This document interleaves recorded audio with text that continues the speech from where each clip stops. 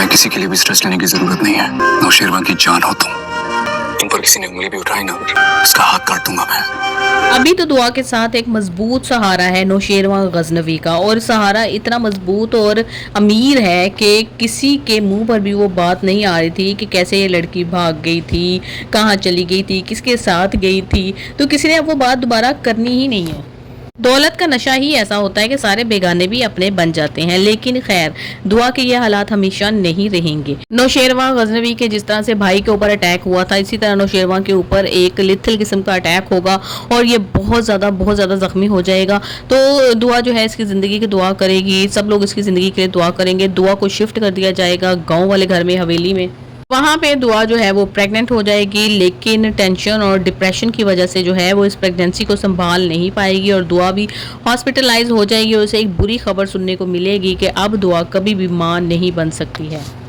अब आप सोचें ज़रा कि नौशेरवा गजनवी की मनचाही बीवी जो है वो कभी भी मां नहीं बन सकती। इस सारी सिचुएशन का फ़ायदा किसको हो रहा है? जी हाँ, the one and only Kashmala साहिबा को फ़ायदा हो रहा है, क्योंकि कशमाला की 510 उंगलियां घी में हैं और सर कढ़ाई में हो जाएगा। कि नौशेरवा गजनवी को या तो उसके बेटे यानी कि उसके बड़े भाई और भाभी के बेटे को वारिस करार देना पड़ेगा, या फिर कशमाला से रुजू करना पड़ेगा, जो कि उसकी देरीना ख्वाहिश है, ताकि वो अपना वारिस पैदा कर सके।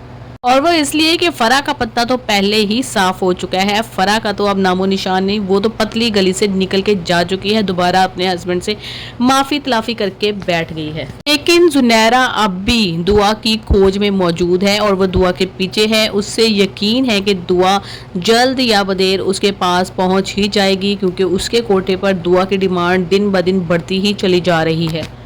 वो तमाम खबर रखती है कि नौशेरवा गजनवी का आखिर एक दिन दिल भर ही जाएगा, क्योंकि ये बड़े बड़े अमीर लोग, ये जागीरदार कहाँ ज़्यादा देर तक किस किस्म की लड़कियों को रखते हैं बीवी बनाकर, जिनको कि वो खुद खरीद लेते हैं।